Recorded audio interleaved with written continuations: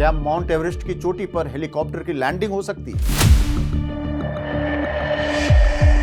यह महज एक सपना है। हमारा हेलीकॉप्टर अब माउंट एवरेस्ट पर उतरेगा। फ्रांस के साथ मिलकर अब स्वदेशी हैमर बम बनाएगा। राफेल को भारत में बनाने को लेकर भी हरी झंडी मिल गई है। क्या माउंट एवरेस्ट की चोटी तक हेलीकॉप्टर जा सकता है? क्या माउंट एवरेस्ट की चोटी पर हेलीकॉप्टर की लैंडिंग हो सकती है? यह महज एक सपना है, एक कल्पना है, या फिर यह हकीकत में भी हो सकता है? दरअसल हॉलीवुड की फिल्मों में तो हमने खूब देखा होगा, हम खूब देखते भी हैं कि पहाड़ की चोटी पर हेलीकॉप्टर की लैंडिंग होती है, वहां से टेक ऑफ होता है। लेकिन असल जिंदगी में क्या यह संभव है? दो बातें जो आपको बताने जा रहा हूं, इससे आपका सीना गर्व से, हर भारतवासी का सीना गर्व से चौड़ा हो जाएगा। पहली ये जो हमारे प्रधानमंत्री नरेंद्र मोदी ने कहा है कि हमारा हेलीकॉप्टर अब माउंट एवरेस्ट पर उतरेगा, यानी लैंडिंग माउंट एवरेस्ट पर होगी, टेक ऑफ माउंट एवरेस्ट से होगा। और दूसरा जिसे सुनकर दुश्मन दहल जाएंगे वो है हैमर बम। भारत फ्रांस के साथ मिलकर अब स्वदेशी हैमर बम बनाएगा। ये वही हैमर बम है जो ऑपरेशन सिंदूर के समय में पाकिस्तान में जो जैश-ए मोहम्मद समेत कई आतंकियों के हेडक्वार्टर पर, ठिकानों पर वो जो उड़ाया गया था, तबाह किया गया था, उसमें हैमर बम का ही इस्तेमाल किया गया था। अब वो भारत में बनेगा, फ्रांस के साथ मिलकर भारत में बनाया जाएगा। बड़े गर्व के साथ पीएम ने ऐलान किया कि भारत माउंट एवरेस्ट तक उड़ने वाला हेलीकॉप्टर बनाएगा। साथ ही ये भी कहा कि फ्रांस हमारा स्पेशल पार्टनर है। वहीं मैक्रो ने कहा कि भारत पर मजबूत भरोसा है, तभी तो वो भारत को टेक्नोलॉजी और बाकी मदद करने को तैयार रहता है। यानी दोनों देशों के संबंध कितने अच्छे हैं, दोनों देशों के संबंध कितने मधुर हैं, कितने मजबूत हैं, इन बातों से आप अंदाजा लगा सकते हैं। अगर आप भारत और फ्रांस के संबंधों की बात करेंगे तो जब से भारत आजाद हुआ 1947 से लेकर अब तक हमेशा फ्रांस भारत के साथ खड़ा रहा है। ये बातें भी आपको बताएंगे कि कब कब मुश्किल की घड़ी में, चाहे वो न्यूक्लियर टेस्ट के समय हो या 1965 में भारत पाकिस्तान युद्ध के समय हो, फ्रांस मजबूती से भारत के साथ खड़ा रहा। ये तमाम बातें आपको बताएंगे। लेकिन पहले ये जान लीजिए कि अपना हेलीकॉप्टर, भारत का हेलीकॉप्टर कैसे माउंट एवरेस्ट की चोटी पर उतरेगा। H-125 हेलीकॉप्टर, ये एक ऐसा हेलीकॉप्टर है जिसने 2005 में पहली बार ट्रायल लिया था, और इस ट्रायल में सिर्फ पायलट था इस हेलीकॉप्टर, और इस हेलीकॉप्टर ने माउंट एवरेस्ट की चोटी पर लैंडिंग की थी। और तब से यह बात भारत को लगने लगा कि फ्रांस के साथ मिलकर अगर वो ऐसा हेलीकॉप्टर बनाता है तो ये सबसे बड़ी उपलब्धि होगी। आपको बता दूं कि ये हेलीकॉप्टर दुनिया का इकलौता हेलीकॉप्टर है जो इतनी ऊंचाई तक उड़ सकता है। अब इसे भारत ने फ्रांस के साथ मिलकर बनाने का फैसला किया है। इस हेलीकॉप्टर में पायलट के साथ 6 लोग बैठ सकते हैं। इसकी विंडो इतनी बड़ी है कि काफी ज्यादा बाहर की चीजें देख सकते हैं आप, और यह दुनिया का इकलौता इतनी ऊंचाई तक उड़ने वाला हेलीकॉप्टर होगा। और न सिर्फ इकलौता हेलीकॉप्टर होगा दुनिया का, बल्कि ये दुनिया के देशों को हेलीकॉप्टर मुहैया भी कराएगा, एक्सपोर्ट भी करेगा। यह बहुत बड़ी उपलब्धि है हमारे लिए। इसका कार्गो में भी इस्तेमाल किया जा सकेगा। 1400 किलो तक का भार ये ले जा सकता है, यानी इतनी ऊंचाई तक अगर कार्गो के रूप में इस्तेमाल करना हो, चाहे किसी आपदा के समय या किसी इमरजेंसी के लिए, संभावना है कि 2027 तक ये हेलीकॉप्टर बन के तैयार हो जाएंगे। सारी चीज़ें यहाँ होंगी, फ्रांस की मदद से भारत में बनाया जाएगा। अब बात करते हैं हैमर बम की। हैमर बम आखिर है क्या? हैमर बम भी हम फ्रांस के साथ मिलकर बनाएंगे। नॉर्मली इसे राफेल के साथ लॉन्च किया जाता है, राफेल में लगाकर इसे लॉन्च किया जाता है, और यह आसमान से जमीन पर मार करने वाला होता है। आसमान से जमीन पर मार करने वाला होता है। रेंज इसकी 70 किलोमीटर की होती है।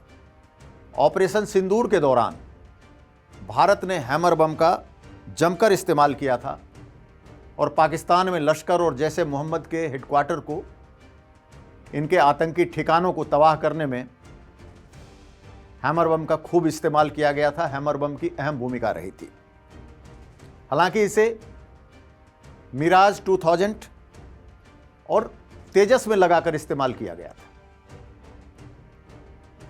तो इसे भारत में बनाने का मकसद यही है कि राफेल की जगह, हालांकि अब हमारे पास राफेल भी है, लेकिन राफेल के साथ साथ मिराज और तेजस जैसे स्वदेशी विमानों में भी इसका इस्तेमाल किया जा सकता है। स्वदेशी फाइटर जेट्स जो है हमारे, उसमें भी इसका इस्तेमाल किया जा सकता है। और ऑपरेशन सिंदूर के दौरान ये कितना कारगर साबित हुआ आतंकी ठिकानों को ध्वस्त करने में, इसका उदाहरण आप सबके सामने है। इतना ही नहीं, पिछले सप्ताह राफेल को भारत में बनाने को लेकर भी हरी झंडी मिल गई है। अब भारत में ही राफेल बनाए जाएंगे। फ्रांस की दसॉल्ट कंपनी इसमें हमें मदद करेगी और राफेल फाइटर जेट्स अब भारत में बनाए जाएंगे। 12 फरवरी को, यानी एक सप्ताह पहले, इसे हरी झंडी मिल गई। 3 बड़ी खबर, 3 खुशखबरी, 3 अच्छी खबर हमने आपको बताए। पहला, माउंट एवरेस्ट तक हेलीकॉप्टर। दूसरा, हैमर बम जो भारत में बनाया जाएगा। और तीसरा, राफेल को भी भारत में बनाने की हरी झंडी। और जैसा मैंने कहा कि उम्मीद है 2027 तक पहला मेड इन इंडिया स्वदेशी H-125 हेलीकॉप्टर तैयार हो जाएगा। प्लान के मुताबिक इसे मिलिट्री इस्तेमाल में भी इस्तेमाल किया जाएगा। उसके लिए H-125M बनाया जाएगा। इसे मिलिट्री के लिए इस्तेमाल किया जाएगा, सेना को दिया जाएगा, वायुसेना को दिया जाएगा। इसका इस्तेमाल सेना के लिए भी किया जाएगा। यानी मल्टीपर्पस ये हेलीकॉप्टर्स होंगे, कार्गो के लिए भी, फौज के लिए भी। और माउंट एवरेस्ट पर उतरना तो अपने आप में एक रिकॉर्ड होगा। ये सिंगल इंजन हेलीकॉप्टर है। 2005 में ही मैंने आपको पहले भी बताया कि ट्रायल के बाद लैंडिंग और टेक ऑफ बहुत सही तरीके से हुआ था। अब जैसा जो हमने बात करी थी दोनों देशों के रिश्तों को लेकर, तो ये पहला मौका नहीं है जब दोनों देशों के बीच ऐसी डील हुई। अब तक ऐसे कई बड़े बड़े डील हुए हैं। आज़ादी के बाद से ही दोनों देशों के रिश्ते बेहद मधुर रहे हैं। फ्रांस में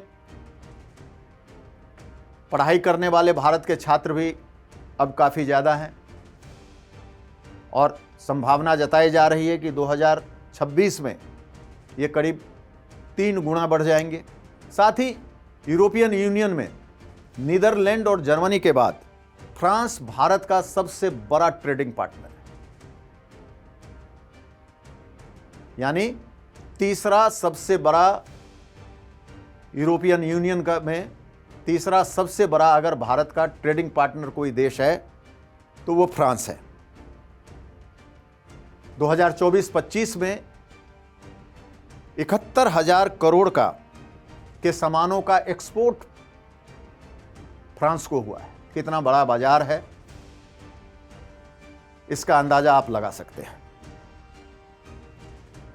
जो द्विपक्षीय व्यापार होता है दोनों देशों के बीच, ये कई सालों पुराना है और काफी मजबूत है।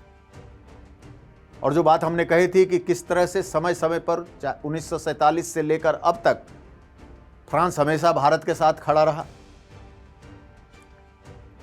1947 में जब आज़ादी के बाद भारत ने डिप्लोमेटिक संबंध के लिए डिप्लोमेटिक संबंध बनाना चाहा, फ्रांस ने तुरंत हामी भरी और तब से दोनों देशों के राजनयिक संबंध हैं। 1960 में श्रीहरिकोटा जो लॉन्च सेंटर है, उसे बनाने में फ्रांस का अहम योगदान रहा है, काफी सहयोग रहा है। 1965 में फ्रांस ऐसा देश था जिन्होंने हथियारों को लेकर जो बैन लगे थे उसमें भारत का साथ दिया था। इतना ही नहीं, 1971 के वॉर में भी, भारत पाकिस्तान वॉर में फ्रांस भारत के साथ था, मजबूती से खड़ा था। न्यूक्लियर टेस्ट जब हुए थे,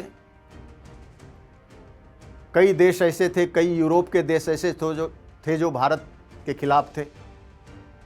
ऐसे समय में फ्रांस भारत के सपोर्ट में खड़ा था। राफेल की डील हुई थी, 36 राफेल दिए थे फ्रांस ने। इसके अलावा और भी, यानी अगर अब तक के इतिहास को देखें तो जब से दोनों देशों के बीच आज़ादी के बाद डिप्लोमेटिक रिलेशंस बने, तब से लेकर आज तक फ्रांस हमेशा भारत के हित की बात करता रहा, भारत के हित के लिए खड़ा रहा, भारत के हित के लिए सोचता रहा। और यही वजह है कि दोनों देशों की दोस्ती इतनी मजबूत है। लगभग तमाम राष्ट्रपति, डिग्निटरीज तब से अब तक भारत आ चुके हैं और यही भारत की तरफ से भी रहा है।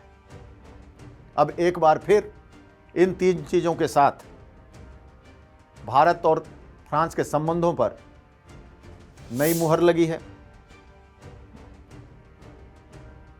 उम्मीद बस यही करिए कि ये संबंध इसी तरह बना रहे, इसी मजबूती से आगे चलता रहे। धन्यवाद।